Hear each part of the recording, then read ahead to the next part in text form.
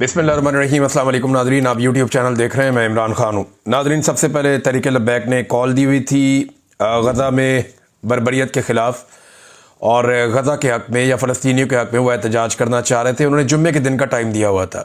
इससे पहले मैं आपको याद दिला दूँ कि दो मजहबी सियासी जमातें इस हवाले से रैलियाँ निकाल चुकी हैं, वो एहतजाज कर चुके हैं। उनके खिलाफ़ किसी किस्म का कोई एक्शन नहीं लिया गया। एक मौलाना फजल रहमान साहब की जमात है, उन्होंने इसके बारे में एहतजाज किया था। उसके बाद जमात इस्लामी ने 1 मिलियन मार्च किया था और इन दोनों ने बड़े अच्छे तरीके से अच्छे बच्चों की तरह ये सारा काम किया। इनके खिलाफ किसी किस्म का कोई एक्शन नहीं लिया गया, ना इनके ऊपर कत्ल गारतगिरी की गई, ना इनके ऊपर अटैक किया गया, ना कोई डंडा चला, ना लाठी चली, ना कोई गिरफ्तार हुआ और बड़े आराम से खुश असलूबी से ये सारा मामला हो गया। अब तहरीक लब्बैक ने कॉल दे दी थी और इनकी क़यादत ने यह कहा था कि ये इसराइल को तस्लीम नहीं करने देंगे। दावा इनका यह था कि इसराइल को हम तस्लीम किसी सूरत नहीं करने देंगे और उसके लिए उन्होंने ये फैसला किया था कि वो इस्लामाबाद के अंदर एक मार्च करेंगे, एक रैली निकालेंगे, इसराइल के खिलाफ एहतजाज करेंगे, फ़लस्तीनियों के हक़ में आवाज़ उठाएंगे और इसराइल को तस्लीम करने की मुखालफत करेंगे। इनका बेसिक मकसद ये था। इन्होंने अमरीकी सफारत खाने तक एहतजाज करने के लिए जाना था, मगर इससे पहले ही गुज़िश्ता रात को एक क्रैकडाउन शुरू हो जाता है। जो इनकी रहमतुल्लिल आलमीन मस्जिद है, इनकी तो नहीं, हम सबकी मस्जिद है, रहमतुल्लिल आलमीन मस्जिद मरकज़ है जहाँ पे तहरीक लब्बैक का, वहाँ पे अटैक हो जाता है पुलिस की जानिब से। पुलिस गिरफ्तारियाँ करती है, शेलिंग करती है, हत्ता कि पुलिस ने गोली चलानी शुरू कर दी। और जो अब तक की इत्तलात हैं उसके मुताबिक कुछ इत्तलात में बताया जा रहा है कि 2 लोग और कुछ इत्तलात में बताया जा रहा है कि 4 लोग शहीद हो गए हैं तहरीक लब्बैक के, और ये कारकुनान है। और इनके अलावा मैं देख रहा था वीडियो कि एक फूड पांडा के लिए काम करने वाला नौजवान वो ज़ख्मी पड़ा हुआ था, उसको गोली लग गई थी। उसके साथ दूसरा नौजवान बैठा हुआ था, दोनों ने यूनिफॉर्म पहना हुआ था। अब ये बड़े अफसोसनाक मनाजिर थे। कुछ मनाजिर इंतहाई तकलीफ दे हैं, वो आपको दिखाए भी नहीं जा सकते। सोशल मीडिया के ऊपर भी देख के मुझे बहुत बुरा लग रहा था। बहुत सारे कारकुनान को गोली लगी है। तहरीक लब्बैक के जो तर्जुमान है उन्होंने सोशल मीडिया पर बताया कि जो उनके कारकुनान ज़ख्मी हुए जिन्हें गोलियां लगी हैं, सीधी गोलियां, वो 15 से ज़ायद हैं। यानी उनका ये दावा है कि 15 से ज़ायद कारकुनों को सीधी गोलियां मारी गई, जबकि कुछ इत्तलात के मुताबिक 2 और कुछ इत्तलात के मुताबिक 4 लोग शहीद हो गए हैं तहरीक लब्बैक के। अब जनाब, दुनिया भर के जो गैर मुस्लिम ममालिक हैं उनकी मिसालें हमारे सामने। वहाँ पर इसराइल की पॉलिसी के ख़िलाफ़ या फ़लस्तीनियों के हक़ में या गज़ा के लोगों के हक़ में वहाँ पे एहतजाज किया जा रहा है, लगातार एहतजाज हो रहा है, लेकिन कहीं पे भी अपने ही शहरियों को गोलियां नहीं मारी गई इस तरीके से। क्या उन ममालिक में ऐसा जुल्म, फस्तायत या जबर आपने देखा जैसा आपने पाकिस्तान में देखा? फिर जो पाकिस्तान का वज़ीर दिफा है वो हर चौथे दिन किसी ना किसी मुल्क का एहतजाज लगा के वो एक प्रोटेस्ट पाकिस्तानियों के साथ कर रहा होता है कि जनाब पाकिस्तानी क्यों नहीं निकलते बड़ी तादाद में, पाकिस्तानियों को निकलना चाहिए, पाकिस्तानियों को एहतजाज करना चाहिए। अभी एक पॉलिटिकल पार्टी है पाकिस्तान तहरीक इंसाफ, वो जब निकलने का कहते हैं आप पकड़ के उनके 5-7 हज़ार बंदे अंदर डाल देते हैं। अब तहरीक लब्बैक ने कहा जी वो निकलेंगे और उन्होंने कहा जी वो भी एहतजाज करेंगे, आपने पकड़ के वहाँ गोलियां मार दी। ख्वाजा आसिफ साहब बताएं ना, दुनिया का वो कौन सा मुल्क है जहाँ पे इसराइली पॉलिसी के खिलाफ या जुल्म और बर्बरियत के खिलाफ आवाज़ उठाने के ऊपर बंदों को गिरफ्तार कर लिया जाता हो? या चले गिरफ्तारियाँ तो होती हैं लेकिन गोलियाँ ही मार दी जाती हूँ सीधी सीधी कि जनाब गोलियां मारो, आंसू गैस फेंको, बंदे उठा के अंदर कर दो, जुल्म का बाजार गर्म कर दो। ये तो और कहीं नहीं होता, ये तुम पाकिस्तान में होता हुआ देख रहे हैं। यानी अभी जमात इस्लामी ने एक फ्रेंडली एहतजाज किया, इससे पहले फजल रहमान साहब ने किया। कोई फर्क पड़ा आपको? कोई फर्क नहीं पड़ा। अगर तहरीक लब्बैक वाले एहतजाज कर लेते तो आपको क्या फर्क पड़ता? आपको कोई फर्क नहीं पड़ना चाहिए था। ये ना बड़ा अजीब सा ही मसला लग रहा है मुझे। तहरीक लब्बैक के साथ मेरी इत्तला के मुताबिक हुकूमत ने कोई मुज़ाकरात भी नहीं किए। नॉर्मली ये होता है ना, कोई जमात एक एहतजाज की कॉल देती है तो हुकूमत उसके पास जाती है, उससे बात करती है, उससे मुज़ाकरात करती है, उसके साथ चीज़ें तय करती है कि ठीक है आप यहाँ तक चले जाइएगा, यहाँ से आगे मत जाइएगा, ये वाली बात आप हमारी मान लें, ये वाली बात हम आपकी मान लें। तहरीक लब्बैक वाले समझदार लोग हैं, पढ़े लिखे लोग हैं, उनकी क़यादत को आइडिया भी है। मैं क़यादत की बात कर रहा हूँ। पॉलिटिकल पार्टी में कारकुन तो हर तरह के होते हैं, तो क़यादत को इतनी समझ तो है कि हमने कहाँ तक जाना है और कहाँ तक नहीं जाना। और वो इसी निज़ाम के साथ, एस्टेब्लिशमेंट के साथ, हुकूमत के साथ माजी में भी डील करते रहे। मुझे हैरत इस बात पे है कि बातचीत क्यों नहीं की गई, कोशिश बातचीत की नहीं की गई और अचानक से पता चलता है कि पुलिस ने धावा बोल दिया और अटैक कर दिया। ऐसा लगता है कि बीच में बात कोई और है, लेकिन ये जो हुआ ना, ये इंतहाई अफसोसनाक है। वहां बेचारे गरीब शहरी, उनका क्या कसूर है, उन्हें गोलियां मारी जा रही हैं, वो निहत्ते वहां पे मौजूद हैं। और अभी तो वो निकलने की तैयारियां कर रहे थे, उन्होंने तो निकलना, जुम्मे वाले दिन का उनका एहतजाज है, 2 दिन पहले ही उनके ऊपर अटैक कर दिया। लेकिन 2-3 चीजें इसमें बड़ी अहम है। नंबर 1 तो आप ये बताएं कि पाकिस्तान हर हाल में रोकना चाहता है कि कोई भी एहतजाज करता हुआ किसी एम्बेसी तक ना जाए या किसी भी मुल्क के सफारत खाने तक आप ना जाए। पाकिस्तान जबरदस्ती रोकना चाहता है। यानी पाकिस्तान की सोच के अंदर एक ऐसी गुलामी है रियासत पाकिस्तान की कि अगर किसी मुल्क के सफारत खाने तक शहरी पहुंच गए तो पता नहीं कितना बड़ा मसला हो जाएगा। हालांकि पूरी दुनिया के अंदर जो पाकिस्तानी सफारत खाने हैं वहां पे शहरी आते हैं और एहतजाज करते हैं, कोई मुल्क भी नहीं रोकता। अब पाकिस्तान अमेरिका के सफारत खाने के पास किसी को एहतजाज करने से रोकना चाहता है, लेकिन अमेरिका में जो पाकिस्तानी सफारत खाना है उसके बाहर तो अक्सर एहतजाज होता है। बरतानिया में, यूरोप के ममालिक में जो पाकिस्तानी सफारत खाने हैं उनके बाहर तो अक्सर एहतजाज होता है। जब वो ममालिक नहीं रोकते तो आप अपने शहरियों को क्यों मारते हैं, आप उन्हें एहतजाज करने से क्यों रोकते हैं?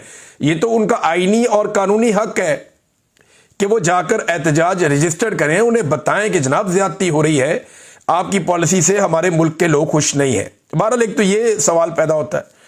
दूसरा ये है कि क्या किसी और मुल्क ने, इटली में, स्पेन में, जर्मनी में, यूके में, अमेरिका में, बहुत सारी जगहों पे एहतजाज हुए, क्या किसी और मुल्क ने अपने शहरियों को गोलियां मारी, इस तरीके से तशद्दुद किया? किसी ने भी नहीं किया। जो यहां पाकिस्तान के अंदर रियासत कर रही है या रियासती इदारे कर रहे हैं। देखिए, इसराइल के अंदर भी इसराइली पॉलिसी के खिलाफ एहतजाज होना तो इतनी सख्ती नहीं होती जितनी पाकिस्तान के अंदर होती है। ये पाकिस्तान की पॉलिसी है क्या, ये समझ ही नहीं आ रही। यानी मुझे अच्छी तरह याद है, इसराइल के खिलाफ एहतजाज करने के लिए 10 बंदे भी निकलते थे ना, तो पाकिस्तान टेलीविजन उसको हेडलाइंस के अंदर चलाता था। ये पाकिस्तान के अंदर दौर था। और आज आप जो मर्जी कर लें, जितना मर्जी आप इसराइली पॉलिसी के खिलाफ एहतजाज करें, फलस्तीनियों के हक में आवाज उठाएं, पाकिस्तान टेलीविजन आपको दिखाता ही नहीं है। ये बात मैंने आज से 1.25 साल पहले महसूस की, जब मैं और सेनेटर मुश्ताक, सिद्दीक जान और हमारे कुछ और दोस्त, हम इस्लामाबाद डी चौक में एहतजाज कर रहे थे फलस्तीन के हक में। तब मैंने महसूस किया कि सोशल मीडिया आ रहा है, मीडिया है ही नहीं, कवर ही नहीं कर रहा। खासतौर पे पाकिस्तान टेलीविजन जो एक दौर में इसको पॉलिसी के तहत चलाता था, वो पॉलिसी ही बदल गई। अब ये 2 चीजें बड़ी इंपॉर्टेंट है कि इसराइल के अंदर भी अगर इसराइली पॉलिसी के खिलाफ इसराइली शहरी भी निकले तो वहां इसराइल उन्हें इतना नहीं मारता जितना पाकिस्तान के अंदर अगर आप इसराइली पॉलिसी के खिलाफ एहतजाज करें या इसराइल को तस्लीम करने के खिलाफ आप निकलें तो आपको यहां उतनी मार पड़ती है ना। अजीब बात, रियासत की पॉलिसी ऐसा लगता है कि बदल चुकी है। क्या हम इसराइल को तस्लीम करने के खिलाफ आवाज उठाने की अब पाकिस्तान में कोई इजाजत नहीं है? सवाल यह पैदा होता है। और क्या पाकिस्तान ने अपनी पॉलिसी मुकम्मल तौर पर बदल ली है? अब ख्वाजा आसिफ साहब जो है वो अपने सबॉर्डिनेट से पूछें ना, जनरल आसिफ मुनीर साहब उनके जूनियर हैं, उनसे पूछें कि जनाब ये क्या पॉलिसी है। क्योंकि देखें, तहरीक लब्बैक ने इस्लामाबाद में आकर एहतजाज करना था, पंजाब पुलिस को कोई ख्वाब नहीं आया था, ये कोऑर्डिनेशन के साथ सारा काम हुआ है और ये एस्टेब्लिशमेंट का किया धरा है। ये कोई बेवकूफ ना बनाए। तहरीक लब्बैक के कारकुनों के साथ जो जुल्म और बर्बरियत हुई है, ये कोऑर्डिनेशन के साथ हुई है। इसके अंदर एस्टेब्लिशमेंट का और हुकूमत का मुश्तरका किरदार है। जो दोनों रिजवी बरादरान हैं उनके बारे में कुछ पता नहीं चला कि वो कहाँ पे हैं, ना वो कहीं दिखाई दिए। लेकिन कुछ अफराद का दावा है कि तहरीक लब्बैक की क़यादत को गिरफ्तार करने की कोशिश की जाएगी या उन्हें गिरफ्तार कर लिया जाएगा। आम वर्कर जो हैं उनके साथ काफ़ी तशद्दुद हुआ, उन्हें बहुत मार पड़ी। दूसरी जानिब जो रिजवी बरादरान हैं वो अभी तक, जब मैं ये वीडियो रिकॉर्ड कर रहा हूँ तब तक वो दिखाई नहीं दिए, लेकिन ये निहत्ते कारकुन है। देखें, तहरीक लब्बैक के कारकुनान ने चाहे कुछ भी किया हो, आप इनसे इख्तलाफ भी कर सकते हैं। पॉलिटिकल पार्टी की पॉलिसी से आपको इख्तलाफ करने का हक होता है। कुछ चीज़ों से आप इत्तफाक करते हैं, कभी आप इख्तलाफ भी करते हैं। ये पॉलिसीज़ होती है जिन पे इख्तलाफ या इत्तफाक किया जाता है, शख्सियात इतनी इंपॉर्टेंट नहीं होती। तो मेरा अपना ज़ाती तौर पे मजाक उड़ाया इस पॉलिटिकल पार्टी ने और बाकायदा मनसूबाबंदी के तहत उड़ाया, वो हमें दिखाई दिया। लेकिन इसके बावजूद मैं आज यही कहूंगा कि इनके साथ ज्यादती हो रही है, इनके साथ जुल्म हो रहा है, इनके साथ जबर हो रहा है, इनके साथ फस्तायत हो रही है, इन निहत्ते लोगों के ऊपर गोलियां चलाई जा रही हैं। और ये बिल्कुल मुश्तइल नहीं थे, ये इश्तियाल अंगेज कार्रवाई हुकूमत की जानिब से की गई है जो दिखाई दे रहा है। जो अभी तक समझ आ रही है, जो वहां से रिपोर्ट हो रहा है लाहौर से, और लगातार रिपोर्ट हो रहा है। और पंजाब में अब क्रैकडाउन शुरू कर दिए गए अब तहरीक लब्बैक के कारकुनान के ऊपर, जो इंतहाई अफसोसनाक है। मस्जिद के अंदर जिस तरह लोग जख्मी पड़े हुए हैं, लोगों को ड्रिप्स लगाई जा रही है, लोगों की हालत ख़राब है, बहुत सारे लोग जख्मी हैं। ये बहुत ही अफसोसनाक मनाजिर हैं जो मनाजिर मैंने देखे, और तकलीफ दे मनाजिर हैं। अब आ जाए नाज़रीन खैबर पख्तूनख्वा में होने वाली बड़ी तब्दीली पे, इस पर हम नज़र रखेंगे, इस पर हम बात करते रहेंगे, क्योंकि अभी जुम्मे को तहरीक लब्बैक का एहतजाज है, देखते हैं वहाँ क्या होता है। लेकिन ये रियासत करके आ रही है, मुझे समझ नहीं आती। आज़ाद कश्मीर में इन्होंने पंगा डाला हुआ है, कबायली इलाकों में मादनियात की खातिर इन्होंने एक जंग शुरू की हुई है, अफगानिस्तान के साथ इन्होंने फड्डा डाला हुआ है। ईरान इनसे परेशान है कि ये करने क्या जा रहे हैं, यहाँ पे अमेरिकन को वाकई में कोई अड्डा दे रहे हैं, पसनी कोई बना रहे हैं वहाँ पे बंदरगाह, क्या कर रहे हैं, किस तरफ जा रहे हैं, उन्हें खुद समझ नहीं आ रही। बलूचिस्तान के हालात इतने ख़राब हैं, वहाँ कोई दाखिल नहीं हो सकता। कराची में लॉ एंड ऑर्डर की सिचुएशन आपके सामने है। पंजाब में अब ये तरीके इंसाफ के बाद अब ये तरीके लब्बैक के कारकुनों को भी इन्होंने गोलियां मार दी हैं। इस्लामाबाद के अंदर एक अजीबोगरीब फस्तायत है, हर तरफ कंटेनर नजर आ रहे हैं। खैबर पख्तूनख्वा में जो इन्होंने गिलगित बल्तिस्तान में कर रखा है, वहां पे तजारत बंद है इतने लंबे अरसे से। पाकिस्तान का कोई एक इलाका नहीं है जिसके बारे में आप कहें कि वो अब बिल्कुल दुरुस्त सिमत में चल रहा है। कोई एक एरिया नहीं है। जो एरिया बचे हुए होते हैं वो डूबे हुए हैं इस वक्त पानी के अंदर, वहां लोग वैसे ही बिलक रहे हैं, बहुत परेशान है। और जनाब जिस इदारे को जो काम करना है उसको कोई और काम दे रहे हैं। यानी फौज को 100 अरब रुपया खबर के मुताबिक एलोकेट किया जा रहा है कि आप जाके सैलाब मुतासरीन की मदद करें, भी उनका ये काम ही नहीं है। ये तो आप अपने डीसीज को एसीज को दें, वो जाकर मदद करें और वहां पे जो लोग हैं उनको सहूलत फराम करें। इतने अरबों रुपए अगर आपने देने हैं तो आप वॉलंटियर्स के जरिए काम कर सकते हैं, अपने मकामी महकमों के जरिए काम कर सकते हैं। आप फौज के जरिए ये काम क्यों कर रहे हैं? वो इसके लिए ट्रेंड ही नहीं है, उनका ये काम ही नहीं है करने वाला। तो ये नाज़रीन पाकिस्तान पूरे के अंदर एक अजीबोगरीब जंगी सूरत हाल पैदा कर दी गई है। क्योंकि देखें ना, जिन लोगों का काम ही ट्रेनिंग ही जंग है, उन्होंने जब सारी चीजें संभालनी है तो जंगी सूरत हाल ही बननी है। हर तरफ ऐसा लगता है एक महाज चल रहा है पाकिस्तान में, कोई नॉर्मल हालात पाकिस्तान में इन्होंने रहने नहीं दिए। अब नाज़रीन इमरान खान साहब ने एक बात तो साबित कर दी अपने कल वाले फैसले से कि जेल में बैठकर उसने कहा कि वजीर आला तब्दील तो फिर वजीर आला तब्दील। बाहर बैठे हुए लोग जितनी मर्जी छलांगे मारें, उछलते रहें, चिचलते रहें, गुस्से के अंदर रहें, बिलकते रहें, लेकिन कोई फर्क नहीं पड़ता। एक आदमी पाकिस्तान तहरीक इंसाफ में इमरान खान साहब के हुक्म के सामने खड़ा नहीं हुआ, सबकी जबानें बंद हो गई। यह है सियासत की मिराज अगर किसी शख्स को मिली है तो। यह है उसकी सियासी ताकत जिसका अशरे अशीर भी कभी शरीफ खानदान या जरदारी खानदान को हासिल नहीं हुआ, और वो ऐसा कभी सोच भी नहीं सकते। इमरान खान ने एक आम से कारकुन को उठा के वजीर आला बना दिया। रोक के दिखाओ। जब कारकुन खड़े होते थे ना इमरान खान के, तो ये इसका तीसरी चौथी लाइन में इसका नंबर आता था, सुहेल अफरीदी का। एक आम सा आदमी इमरान खान ने उठा के उसको बना दिया वजीर आला। अब अगर ये अवाम की उम्मीदों पर पूरा उतरेगा, इमरान खान की उम्मीदों पर पूरा उतरेगा, तो लोग इसको सरांखों पर बिठाएंगे, और अगर नहीं उतरेगा तो अली अमीन गंडापुर का हाल आप सबने देखा। मैं कुछ अर्सा पहले ये बात कहता था तो लोग हैरान होते थे। मैं ये कहता था कि परवेज खटक का हाल आपने देख लिया, आपने महमूद खान का हाल देख लिया, उस्मान बुज़दार का देख लिया, फयाजुल हसन चौहान का देख लिया, शेर अफजल मरवत पाकिस्तान तहरीक इंसाफ में इसका तोती बोलता था। एक टाइम था इमरान खान साहब ने इस पर हाथ रखा हुआ था, इमरान खान साहब ने हाथ उठाया, टकरी टोकरी हो गया। ये इमरान खान साहब को अल्लाह ताला ने इस वक्त ये सहूलत दी हुई है, वो जिसके साथ खड़ा हो जाता है वो खड़ा हो जाता है अवाम की नज़र में, और जिसको इमरान खान साहब इस वक्त हटा देते हैं तो वो लोगों की नज़र में भी उसके साथ वही हो जाता है। क्योंकि अल्लाह ताला ने इमरान खान साहब को इस वक्त ये मकबूलियत दी हुई है जो पाकिस्तान में किसी और लीडर को इस लेवल की नहीं मिली। अब नाज़रीन टाउट्स को और कुछ सहाफ़ियों को, दानिश्वरों को, इन सारों को टास्क मिला है कि जो गंडापुर को हटाया इमरान खान ने, इसको पार्टी की अंदरूनी लड़ाई करार दिया जाए। देखें, ये तो गंडापुर ने भी नहीं कहा कि कोई किसी की मुखालफत में या लड़ाई में मैं निकला हूं। ये बात तो गंडापुर के भाई ने भी नहीं की, वो भी नहीं कर सका। देखें ना, अगर गंडापुर को इमरान खान ने हटाया है तो कुछ बुरा लगा तो हटाया ना, ऐसे तो नहीं हटा दिया कि भाई अब तुम इधर आ जाओ या अरेस्ट कर लो, दूसरा आ गया। ये तो हुआ नहीं। या गंडापुर खुशी खुशी तो हटा नहीं। अब गंडापुर को इमरान खान ने हटाया, इसका मतलब यह है कि इमरान खान ने उसमें कमी ढूंढी कि यार ये बंदा ठीक नहीं है, ये काम ठीक नहीं कर रहा है, इसको हटाओ, दूसरा लेके आते हैं। तो इमरान खान साहब को प्रॉब्लम तो थी ना गंडापुर से, कोई एक बंदा भी नहीं बोल सका। लेकिन मुझे हैरत हो रही है कि पाकिस्तान तहरीक इंसाफ के लोग या तहरीक इंसाफ का सोशल मीडिया, वो जश्न मना रहे हैं, खुशियां मना रहे हैं, वो एक दूसरे को टेलीफोन करके मुबारकबादें दे रहे हैं। वो मेरा दोस्त है एक पाकिस्तान तहरीक इंसाफ में, उसने मुझे कुछ अब वो चीज़ें शेयर की, उसने कहा ये देखें ये जश्न मना रही है पाकिस्तान तहरीक इंसाफ गंडापुर को हटाने पे। मैं हैरान, जबकि नून लीग सोग मना रही है, एस्टेब्लिशमेंट सोग मना रही है, टाउट्स सोग मना रहे हैं। मुझे हैरत हो रही है कि गंडापुर था किसकी तरफ? अगर वो इमरान खान की तरफ था या पाकिस्तान तहरीक इंसाफ की तरफ था तो तहरीक इंसाफ में सोग होना चाहिए था, नहीं हुआ। वो जिनकी तरफ था वहां सोग है। आप देखें एस्टेब्लिशमेंट सोग मना रही है, वो परेशान है। पहले कोशिश की कि खबर ही ना चले, पहले मीडिया पे खबर रुकवाई और मीडिया पे खबर रुकवा के कोशिश की कि गंडापुर की नौकरी बचाई जा सके। जब नहीं बचाई तो खबर आ गई। और अब एक नया बयानिया कि जनाब ये पाकिस्तान तहरीक इंसाफ की अंदरूनी लड़ाई है। कोई कह रहा है जी अलीमा खान की वजह से हुआ, कोई कह रहा है इसकी वजह से हुआ, कोई कह रहा है जी उसकी वजह से हुआ।